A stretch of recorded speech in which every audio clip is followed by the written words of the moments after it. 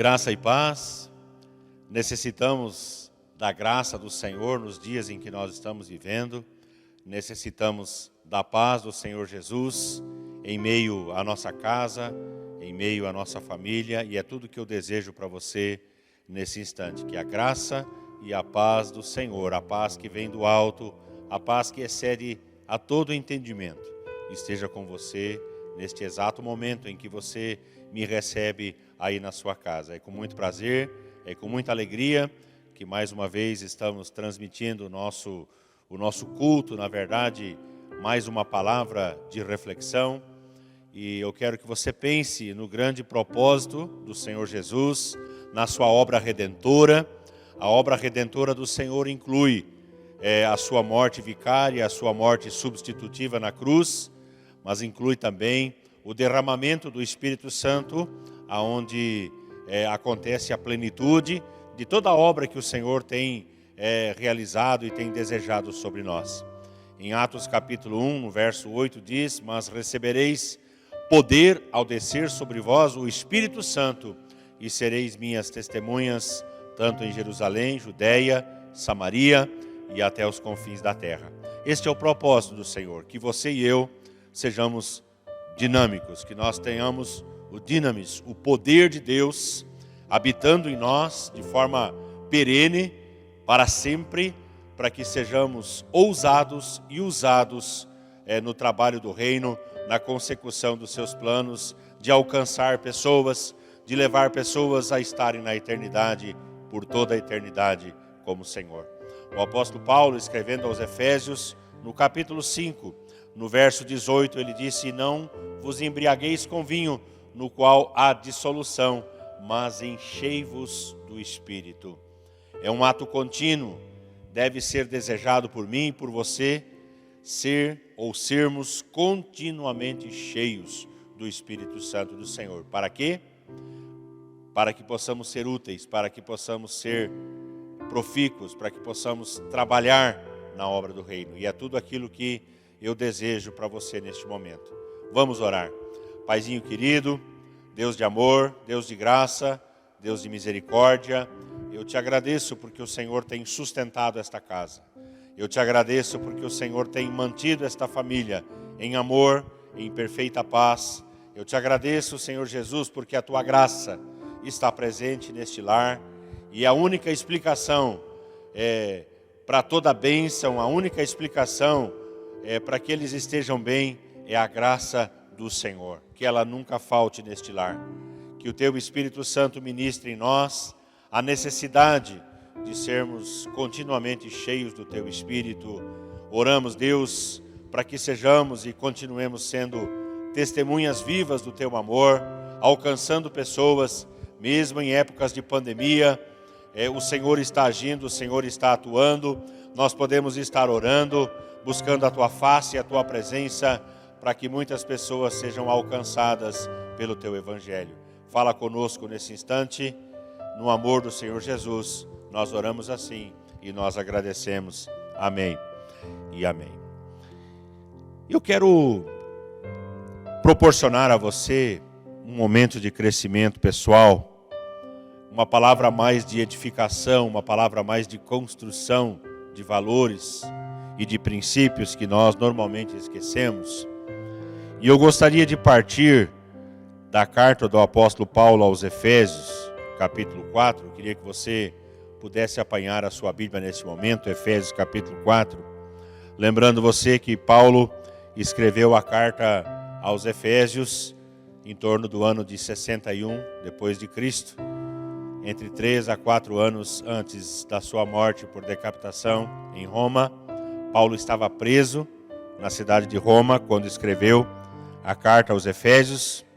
E do capítulo 4, no verso 13, eu leio o seguinte: até que todos cheguemos à unidade da fé e do pleno conhecimento do Filho de Deus, à perfeita varonilidade, à medida da estatura da plenitude de Cristo. O apóstolo Paulo, ao falar, ou ao escrever, melhor dizendo, esse texto, está descrevendo acerca dos dons espirituais que o Senhor Jesus concede. No verso 7 ele diz: e a graça foi concedida a cada um de nós, segundo a proporção do dom de Cristo. No estudo classificatório dos dons espirituais, não me perguntem por que assim, eu simplesmente reproduzo o que está na Bíblia.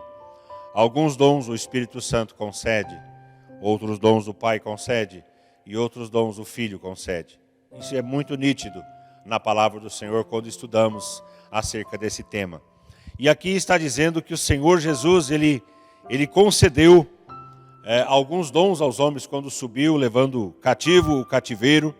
No verso 11 ele diz: e ele mesmo, o Senhor Jesus, concedeu uns para apóstolos, outros para profetas, outros para evangelistas e outros para pastores e mestres.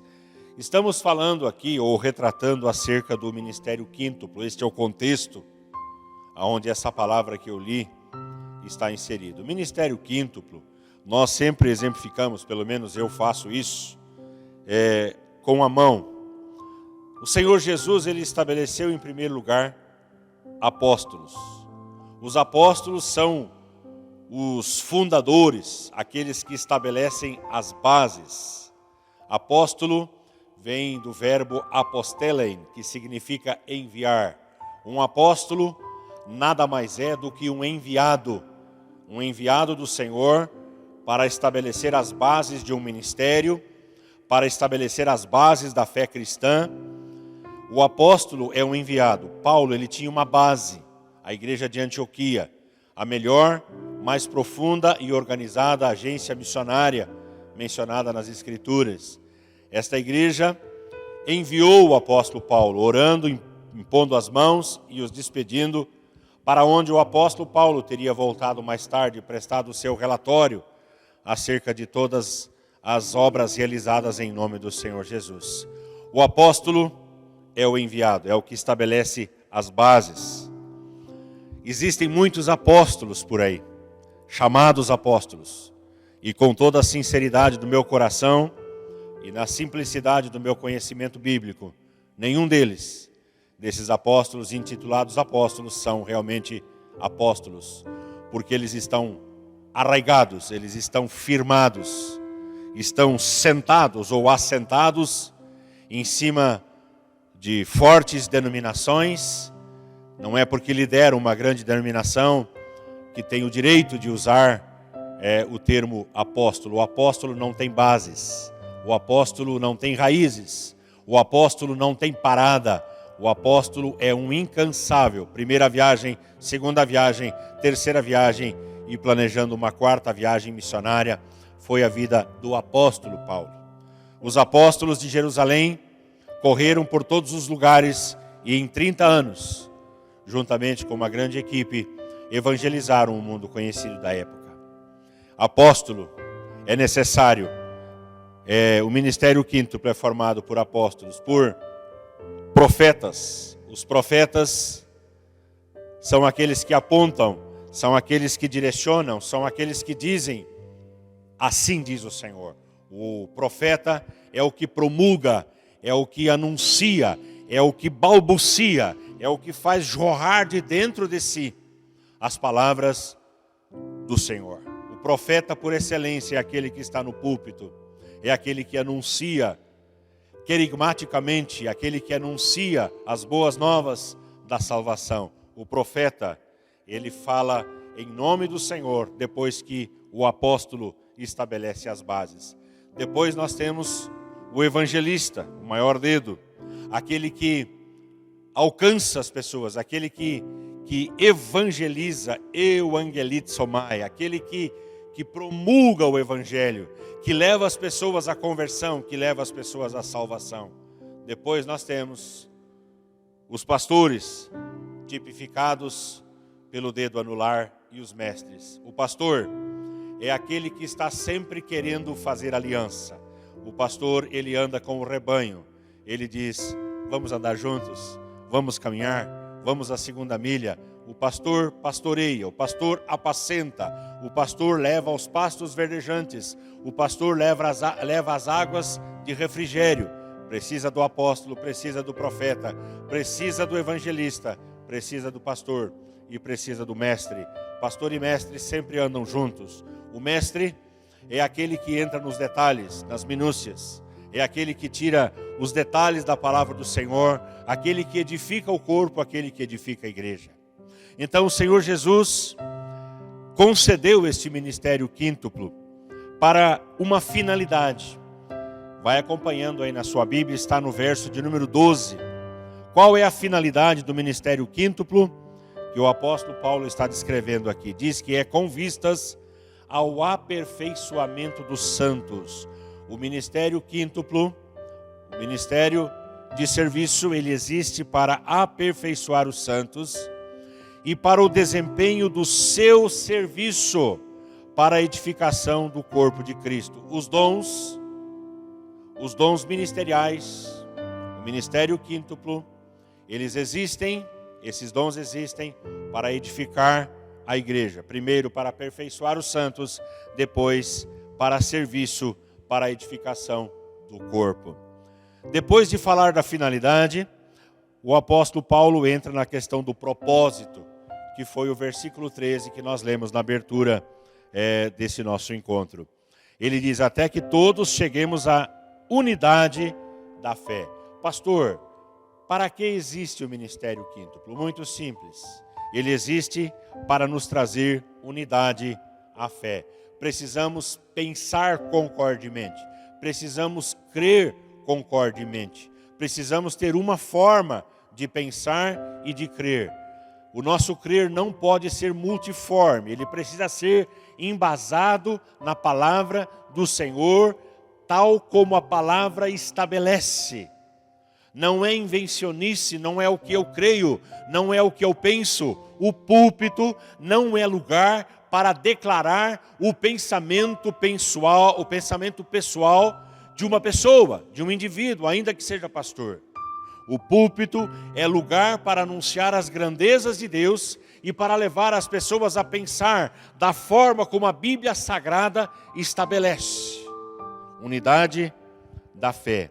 Segunda coisa, fala de conhecer plenamente a Cristo, até que todos cheguemos à unidade da fé e do pleno conhecimento do Filho de Deus. É pleno conhecimento, não é conhecimento parcial, mas é um conhecimento total, não apenas um conhecimento gnóstico, um conhecimento na cachola, na cabeça, mas um conhecimento experimental, um conhecimento que vai aprofundando pelo relacionamento com o Senhor Jesus. Precisamos conhecê-lo plenamente.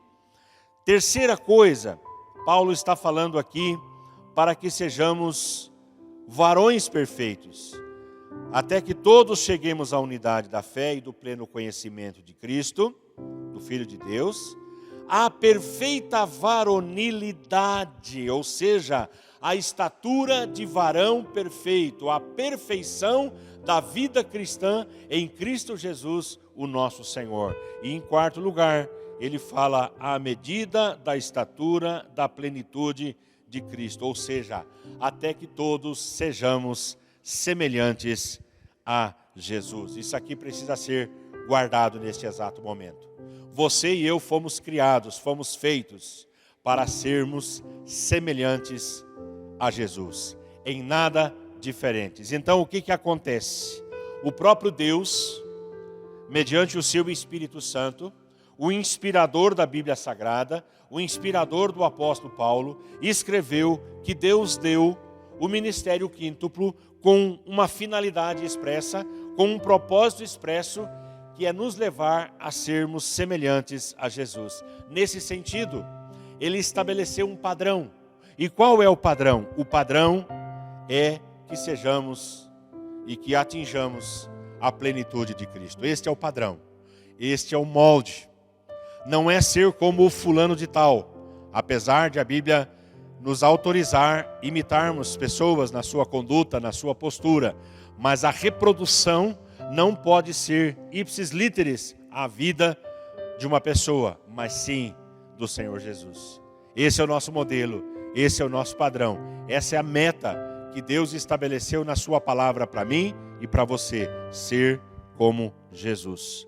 Nós precisamos voltar um pouquinho lá para o Antigo Testamento, livro de Gênesis, capítulo 1, no verso 26, e nós precisamos nos ater por alguns instantes para entendermos como Deus nos criou, ou como Deus criou o homem.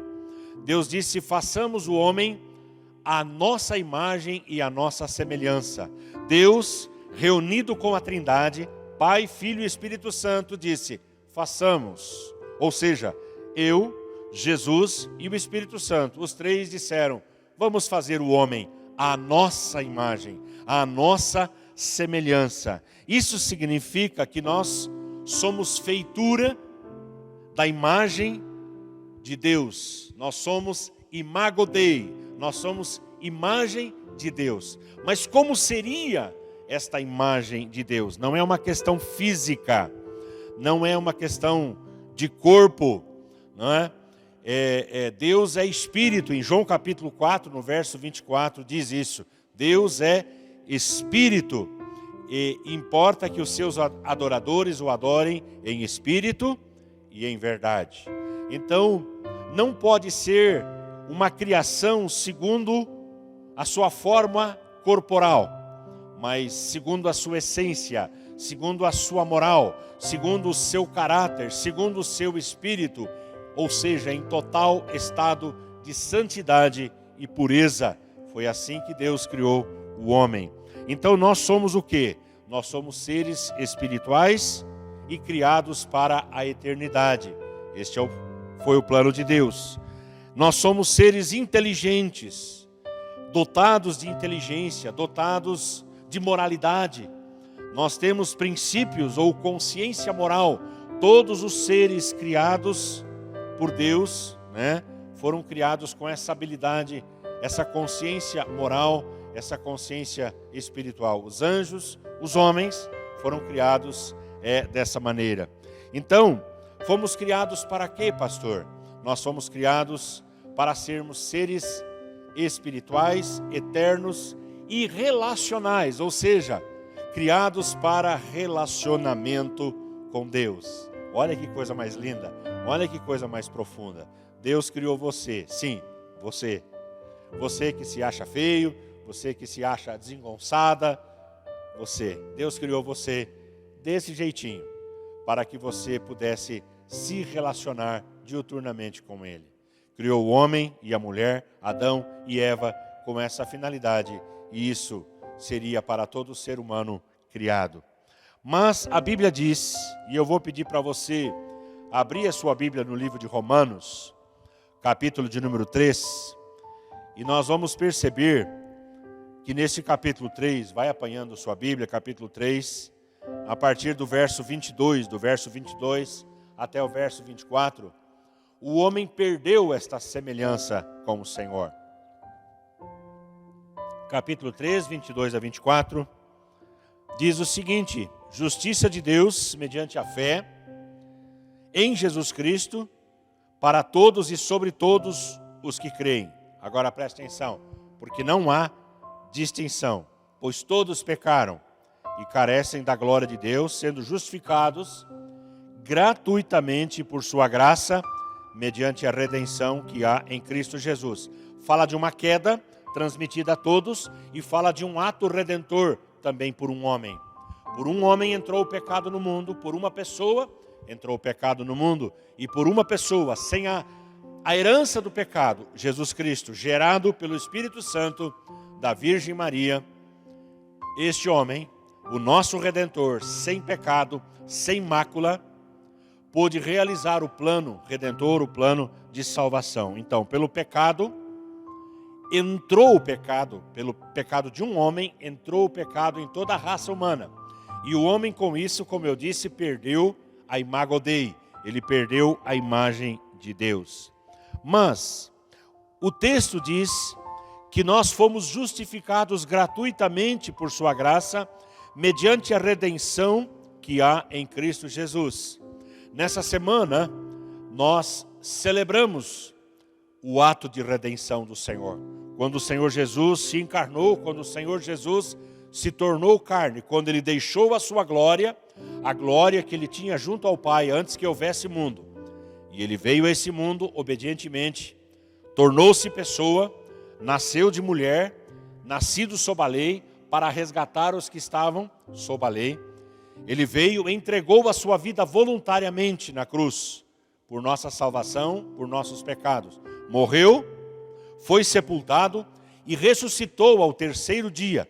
E assim nós celebramos a Páscoa, assim nós celebramos a ressurreição, a vitória do Senhor Jesus por sobre o mundo, por sobre a carne, por sobre o diabo e por sobre a morte. A sua vitória é a nossa vitória. A vitória de Jesus é a minha vitória. Nós vamos ser ressuscitados e se não formos, seremos arrebatados e estaremos para sempre com o Senhor. Esta é a nossa fé e é aquilo que nós celebramos nesses dias. Lá no livro de Hebreus, se você quiser abrir a sua Bíblia, capítulo 1, o verso de número 3. Hebreus capítulo 1, verso 3, diz que ele, falando de Jesus, é o resplendor da glória. Glória é doxa. É a presença de Deus, é o rosto de Deus. Doxa, eu repito, glória é o rosto de Deus, é o esplendor visível. Então ele é o resplendor visível e a expressão exata do seu ser, ou seja, Jesus Cristo expressa Deus. Jesus Cristo mostra quem é Deus. Jesus Cristo é o rosto de Deus, ou ele foi o rosto de Deus aqui na terra. Ele andou entre nós, fazendo bem, pregando o evangelho, curando, restaurando, libertando, realizando a obra de salvação. Uma obra total e plena, a tal ponto de quando ele estava na cruz, ele disse, consumatum est, tetelestai, está pronto, está consumado. Eu realizei, eu fiz o que eu deveria ter vindo fazer, e fiz com maestria, fiz com perfeição. Eu satisfiz o que estava no coração do meu Pai, no coração de Deus. Eu entreguei a minha vida por amor a toda criatura. Oh, aleluia, glória a Deus. Jesus é a expressão exata do ser de Deus. E Paulo, voltando lá, eu queria que você guardasse essa referência, esse conceito que eu estou transmitindo para você. Jesus é o resgate da imago Dei, da imagem de Deus. Ele é a expressão exata de quem Deus é. E somente Ele, mediante o seu sacrifício na cruz, é capaz de resgatar esta imagem. Como é que Ele faz isso? Romanos capítulo 4, e aqui nós vamos Efésios capítulo 4, nós vamos gastar um pouco de tempo aqui nesse texto. Efésios capítulo 4, verso 24 diz assim, ó: e vos revistais do novo homem, criado segundo Deus. Olha, presta atenção, eu sempre explico na igreja, nenhuma palavra está na Bíblia por acaso. Todas as palavras foram divinamente inspiradas, foram inspiradas pelo Espírito Santo. E Paulo, escrevendo aos Efésios, está dizendo que nós devemos nos revestir do novo homem, este novo homem criado segundo Deus, em justiça e retidão procedentes da verdade. Por que que o pastor frisou o segundo Deus? Porque existe uma teologia errada, muito errada, existe uma teologia banal. E eu muitas vezes fico muito irritado quando eu vejo pessoas pregando sem base escriturística, base em invencionice pessoal, em conceitos reproduzidos de outros homens. Vá para a Bíblia. Quer descobrir a verdade? Vá para a Bíblia, estude a Bíblia, seja um apaixonado pela Bíblia, reproduza o que a Bíblia está dizendo. Nós fomos recriados segundo Deus. Nós não somos como Deus e nós não somos deuses. A teologia de hoje, em algumas instituições, que eu não vou nem chamar de igreja, coloca Deus no estado de escravidão e o homem no estado de Deus, porque ele exige, porque ele reivindica, porque ele determina. Isso é uma teologia capenga, não é uma teologia bíblica. A teologia bíblica diz que Deus é Deus. Ele é o Criador onisciente, onipotente. Ele é o Criador onipresente. Ele é o Criador de todas as coisas visíveis e invisíveis. A minha Bíblia diz que Deus é o Senhor, o soberano, aquele que deve ser adorado a todo instante, por todo ser que está nos céus, por toda a pessoa que está na terra e por todo ser que está debaixo da terra, devem confessar que Ele é o Senhor. É isso que a Bíblia ensina. Nós não somos deuses que determinam. Deus não está a nosso serviço, somos nós que servimos a Deus em toda alegria, mesmo quando Deus não faz aquilo que nós ansiamos, aquilo que nós esperamos. Tem gente frustrada, triste, melancólica, acabrunhada, achando que Deus é obrigado a fazer aquilo que Ele pensa, aquilo que Ele quer, aquilo que Ele determina. Deus, em sua infinita graça e misericórdia, atende a oração do quebrantado. Ele atende a oração de um grupo de pessoas que se dobram, que clamam, que buscam a sua santa presença. Deus é um Deus de graça, é um Deus de misericórdia. A sua misericórdia triunfa sobre o seu juízo. E é nisso que nós cremos. Mas eu preciso que você entenda aquilo que a Bíblia está ensinando neste momento. Nós não somos como Deus, mas nós somos criados ou recriados segundo Deus. Ser como Deus foi o princípio que regeu Lúcifer. Você que gosta de estudar a Bíblia, lá no livro de Isaías, capítulo 14, no verso 14. Lúcifer, o portador de luz, diante do Senhor disse: e serei semelhante ao Altíssimo. O livro de Ezequiel fala que serei como o Senhor e me assentarei acima do seu trono. O princípio que regeu Lúcifer foi ser como Deus. E ele quis ser como Deus e até mesmo acima de Deus, e por isso foi banido, por isso foi lançado com 1/3 dos anjos. Foi lançado à terra em rebelião. Esta foi a punição. Então o princípio de ser como Deus foi o princípio que regeu Lúcifer. O princípio de ser como Deus foi o princípio exercido durante a tentação do primeiro homem e da primeira mulher, lá no livro de Gênesis 3, verso 5. Lúcifer, ou Satanás, transvestido como a serpente, disse: e como Deus, sereis conhecedores do bem e do mal, e como Deus.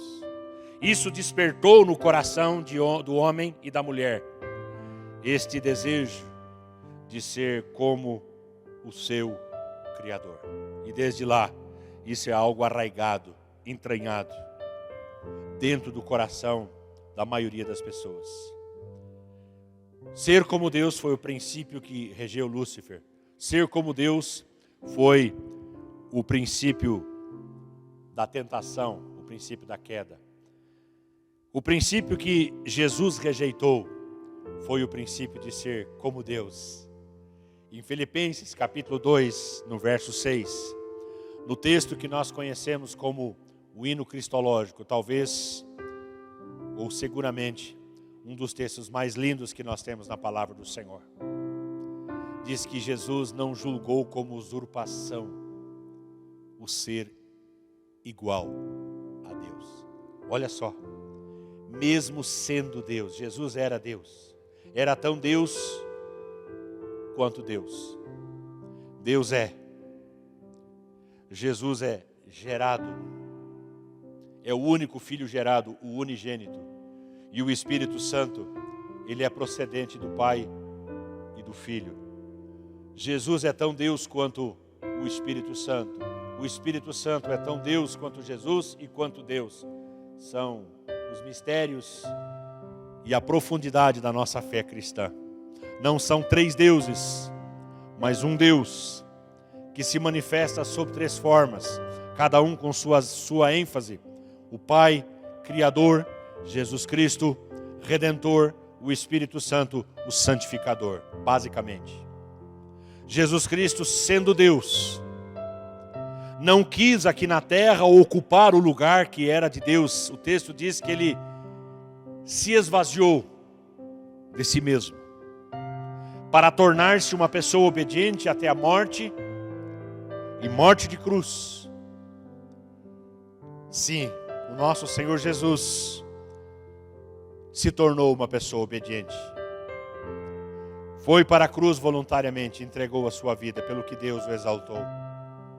E lhe deu o nome que está acima de todo nome, para que ao nome de Jesus se dobre todo o joelho, no céu, na terra e embaixo da terra, e toda língua confesse que Jesus Cristo é o Senhor, para a glória de Deus Pai. Isto é Bíblia, isto é palavra, é nisso que eu creio, e é nisso que você precisa crer também. O Senhor Jesus, ele rejeitou o princípio de ser como Deus. E nós precisamos rejeitar terminantemente este princípio de ser como Deus. E nós precisamos aceitar que nós fomos criados ou recriados segundo Deus, ou seja, de acordo com o seu plano, de acordo com o seu modelo, de acordo com o seu padrão estabelecido na originalidade. Lá no livro de Gênesis, nós somos recriados segundo o plano perfeito do Senhor, e fomos recriados segundo o ato redentor de Cristo, e mediante a habitação plena do seu Espírito Santo em nós. E essa é a grande questão para este momento. Como é que Deus comunica então esta semelhança que nós perdemos, ou que foi perdida, melhor dizendo assim, pelo pecado, e que Jesus resgatou pelo seu sacrifício?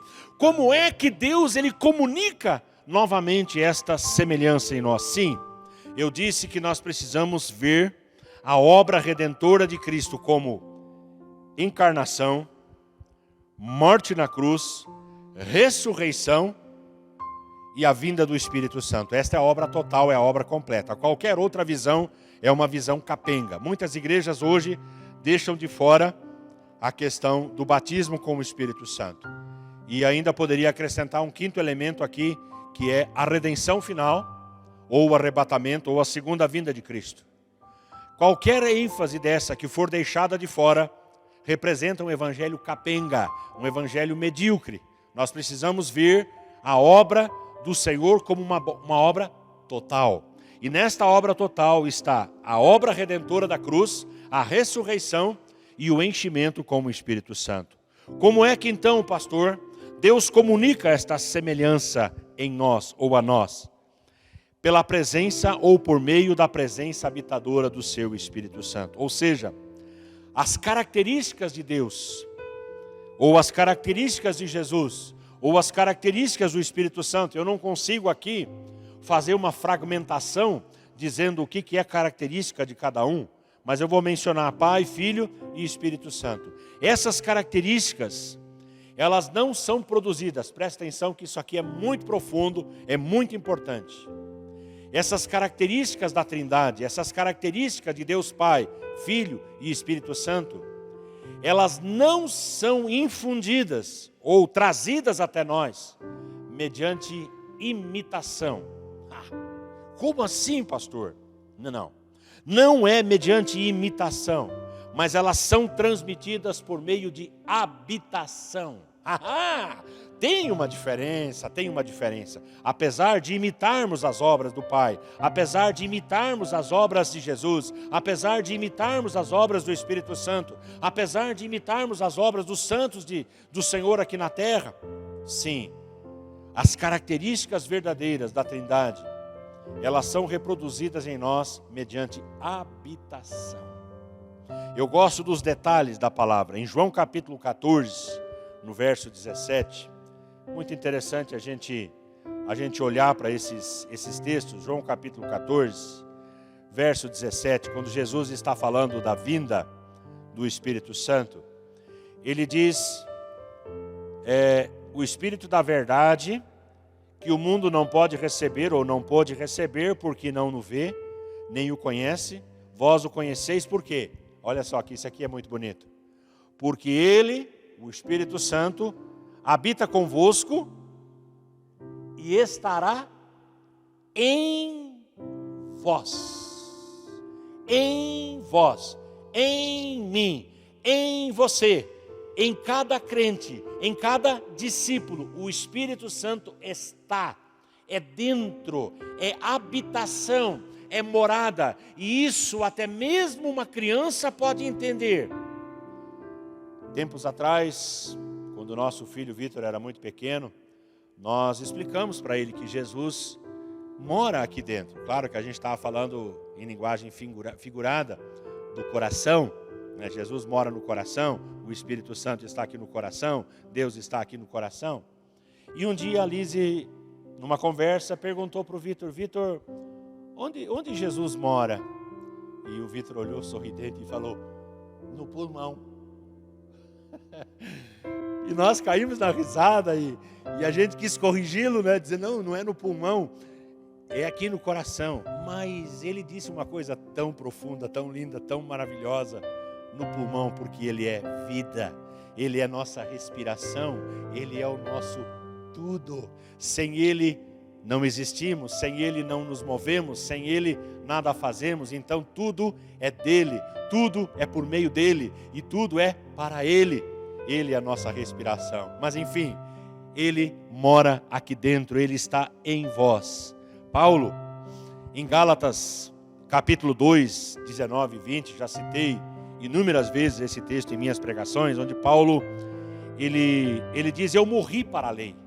Eu morri para a lei, eu decidi viver para Deus, eu decidi viver para o Senhor. E aí ele usa uma daquelas frases contundentes, ele diz: estou crucificado com Cristo. Ou seja, eu morri com Ele, eu morri para o mundo, eu morri para as vaidades, eu morri para o pecado, eu morri para a minha velha vida, eu morri para o meu passado, eu morri com Cristo. O meu ego está morto, foi para a cruz como o Senhor.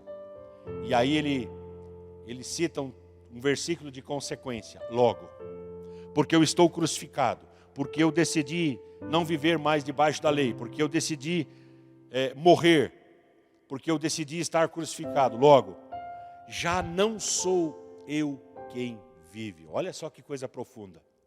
Não sou eu, o apóstolo Paulo, que estou vivendo. Não sou eu, o Marcos, que está vivendo. Não é você, Alice, que está vivendo.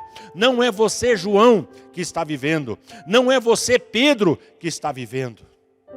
Ele diz: não sou eu quem vive, mas Cristo vive em mim. Cristo se movimenta em mim. Cristo vai onde eu vou. Cristo fala o que eu falo. Não sou eu quem vive, mas Cristo vive em mim. Em mim, aqui dentro. Jesus está aqui dentro, no meu corpo, no meu espírito, na minha alma. Jesus habita em mim. E esse viver nesta carne, neste corpo, ainda frágil, ainda pecaminoso, e este viver que eu vivo na carne, não vivo carnalmente, mas ele diz: eu vivo pela fé no Filho de Deus, que me amou e a si mesmo se entregou por mim. Ah, que vontade de glorificar, de exaltar, de bater palma, de jubilar por tão profunda e maravilhosa palavra. Deus é bom demais. Como que um texto desse não foi inspirado pelo Espírito Santo? Esse texto nos fala da grandeza da habitação do Senhor em nós, em mim e em você. Como é que Deus comunica as suas características? Ele comunica mediante a habitação do seu Espírito Santo. Caminhando para o fim. O que acontece, pastor, quando o Espírito Santo habita em nós? Eu encerro usando aquele texto do livro de Efésios, capítulo 4. Vá com sua Bíblia, porque quando a Bíblia está aberta, Deus está falando. E quando Deus está falando, alguma coisa acontece. Capítulo 4 de Efésios, verso 22 diz: no sentido de que, quanto ao trato passado, vos despojeis do velho homem, que se corrompe segundo as concupiscências do engano, e vos renoveis no espírito do vosso entendimento, e vos revistais do novo homem, criado segundo Deus, em justiça e retidão, procedentes da verdade.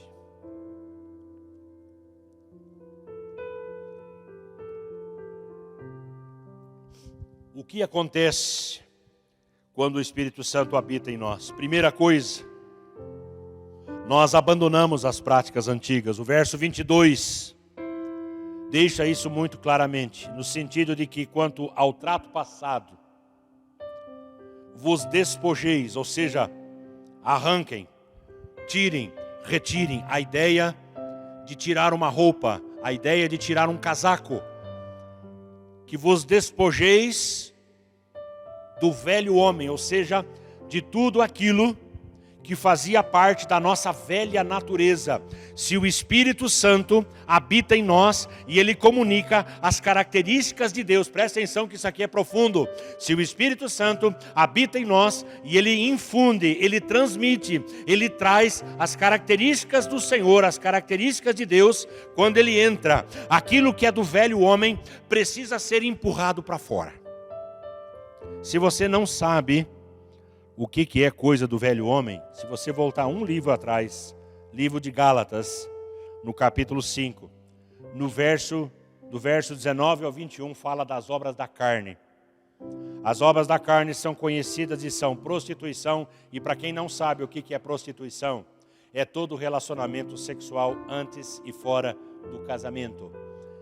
Impureza, lascívia, que são os pensamentos impuros, a idolatria, toda e qualquer forma de idolatria que é substitutiva da glória de Deus, isso é pecado, isso faz parte do velho homem. Feitiçarias de qualquer ordem, de qualquer natureza, de consulta a mortos, de benzedeira, enfim, essas áreas todas que você conhece. Inimizades, porfias. O que é uma porfia? Porfia é aquela discussão intermitente, aquelas discussões de bate-boca, que muitas vezes acontece dentro de casa, ciúmes, iras, discórdias, dissensões, as facções, as hereses, ou seja, as heresias, invejas, bebedices, glutonarias e coisas semelhantes a estas. E aí vem o duro, a respeito das quais vos declaro, como já outrora vos preveni, que não herdarão o reino de Deus os que tais coisas praticam. Não olhe para mim não sou eu que estou dizendo isso aí. Não sou eu que estou falando, mas é a palavra. Não vão herdar o reino de Deus aqueles que praticam uma ou mais dessas coisas aqui descritas. Por quê? Porque o Espírito Santo não habita junto com o imundo. O Espírito Santo não habita junto com aquilo que é depravado, torto, distorcido, aquilo que rouba a glória de Deus. Quando o Espírito Santo entra, ele entra com as características de Deus. E ele lança fora aquilo que é próprio do velho homem. Como é que nós entendemos que o Espírito Santo está sendo comunicado a uma pessoa? Não é porque ela ora em línguas, não é porque ela profetiza, não é porque ela tem dons espirituais, mas é porque ela tem vida santa, vida regrada, vida com as características de santidade. É isso que a Bíblia ensina. Segunda coisa, voltando lá para o nosso texto de Efésios, capítulo 4, no verso 23... E vos renoveis no espírito do vosso entendimento. Então o que acontece? Como é que as características de Deus são infundidas ou colocadas em nós? Elas são colocadas quando nós abandonamos as práticas antigas. E quando nós renovamos, ou quando nós mudamos a nossa forma de pensar. Em Romanos capítulo 12, no verso 2, diz: e não vos conformeis. Não é ser um inconformado. É outra interpretação errada que eu já vi gente pregando por aí. E não vos conformeis significa e não tomeis a forma. Não sejam moldados pela forma, pelo padrão, pelo molde deste século, deste mundo. Mas renovai-vos pela transformação da vossa mente. Ou seja, metamorfoseiem.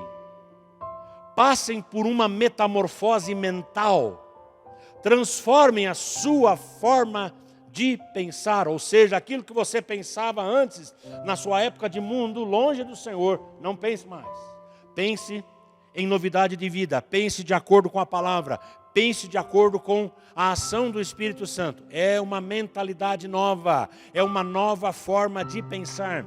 Pastor, como é que eu sei que o Espírito Santo foi infundido em nós? Vou dizer de novo, não é pelos dons, não é porque ora em línguas, não é por isso, não é por aquilo, mas é porque tem vida santa, é porque tem vida regrada e porque mudou a sua forma de pensar. Pensa novo, pensa grande, pensa alto, pensa para a glória de Deus. E terceira e última coisa, verso 24, que nós já lemos tantas vezes, e vos revistais do novo homem criado segundo Deus. Ou seja, nós vamos desenvolver o caráter de Cristo em nós. E isso é profundo demais. Pastor, como é que eu sei que eu tenho o caráter de Cristo? Mais uma vez, voltamos um pouquinho a Bíblia para trás. Vamos ao livro de Gálatas, no capítulo 5 e no verso 22. Nós vemos que o fruto do Espírito ou seja, o resultado. Fruto é resultado. Fruto é a obra final. Fruto é o ápice. Olha só. Fruto é o ápice de uma planta, de uma árvore. E a Bíblia diz que nós somos como árvore plantada junto à corrente de águas, que no devido tempo dá o seu fruto e cuja folhagem não murcha. Mesmo vindo o calor, não receia, porque ela está plantada junto à corrente de águas, que é o Senhor Jesus. O fruto é resultado, fruto é consequência. Ora, o fruto do Espírito é o quê? Primeiro, amor. E amor aqui é ágape, não é eros, não é filéu, não é estorge, mas é o amor ágape, o amor de Deus, o amor puro, o amor genuíno. Alegria. Não há como ser cristão, não há como ser cheio do Espírito Santo sem ter alegria. Uma das características é a nossa alegria. Como é que nós conseguimos estar alegres em meio à pandemia? Como é que nós conseguimos estar alegres em meio a tantas notícias ruins? Ora, é simples, porque o Espírito Santo, ele habita aqui dentro. E se ele entra aqui dentro, a tristeza vai embora. Se ele entra aqui, a depressão vai embora. Se ele entra, tudo aquilo que é ruim precisa sair. Então é amor, é alegria, é paz, é longanimidade, ou seja, ânimo longo. É benignidade, que tem a ver com ser gentil, amável, cortês, suave, de fala mansa, né? Tem a ver mais com o nosso ser, com a nossa excelência de caráter, né? A bondade, que tem a ver mais com os nossos atos, vamos dizer assim. E aí o que ele fala mais? Bondade, fidelidade, mansidão, domínio próprio. As duas coisas é um fruto duplo, mansidão e domínio próprio, sempre andam conjuntamente. Então, como que acontece, ou o que acontece quando o Espírito Santo habita em nós? Abandonamos as práticas antigas. Segundo, mudamos a nossa forma de pensar. Terceiro, desenvolvemos o caráter de Cristo. Simples assim. Simples assim. Eu espero que essa palavra faça você pensar e faça você refletir. Eu espero que você viva a plenitude do Espírito de Deus. Eu espero que você não viva abaixo do padrão que foi conquistado por Cristo na cruz. Eu espero que esta época da paixão seja um tempo de você pensar, refletir na obra total, plena e poderosa do Senhor realizada na cruz, onde Ele não somente te resgatou do pecado, mas Ele te plantou no seu reino, e enquanto você espera a manifestação total do seu reino, você vive aqui em estado de santidade, cheio, pleno do seu Espírito Santo. Esta é minha palavra para você no dia de hoje. Que Deus abençoe a sua vida. Vamos orar. Paizinho, com temor e tremor no coração, eu agradeço pelo privilégio que o Senhor tem me dado de poder dirigir estas palavras a este amado, a esta amada. Muitas vezes, Deus, as pessoas estão procurando palavras de autoajuda. E o que nós temos aqui é uma palavra que vem do alto. E quando é a palavra que vem do alto, ela nos ajuda. Quando é a palavra que vem do alto, ela nos restaura. Ela nos dá o poder necessário para vencermos o pecado, para vencermos o mundo, o diabo e também a morte. Tudo isso conquistado pelo nosso Redentor na cruz do Calvário. Te agradecemos porque nesta Semana Santa nós podemos pensar, podemos refletir e podemos graciosamente receber de tudo aquilo que Jesus conquistou na cruz por nós. Te agradecemos pelo teu sacrifício vivo, santo, agradável e voluntário naquela cruz. Te agradecemos porque a tua obra, Senhor Jesus, inclui a tua vinda, a tua encarnação, o teu sofrimento, a tua morte, a tua ressurreição, a vinda do Espírito Santo e a promessa de que o Senhor voltará para nos buscar, para buscar a sua igreja. E é por isso que nós oramos todas as vezes, dizendo: Maranata, ora vem, Senhor Jesus. Oramos em teu nome. Amém. Que Deus te abençoe. Que Deus te guarde. Que a cura, a restauração, a paz do Senhor Jesus esteja com você neste momento. E que Ele abençoe o seu lar, a sua família, para a sua honra e para a sua glória. Que Deus te abençoe. Tchau para você.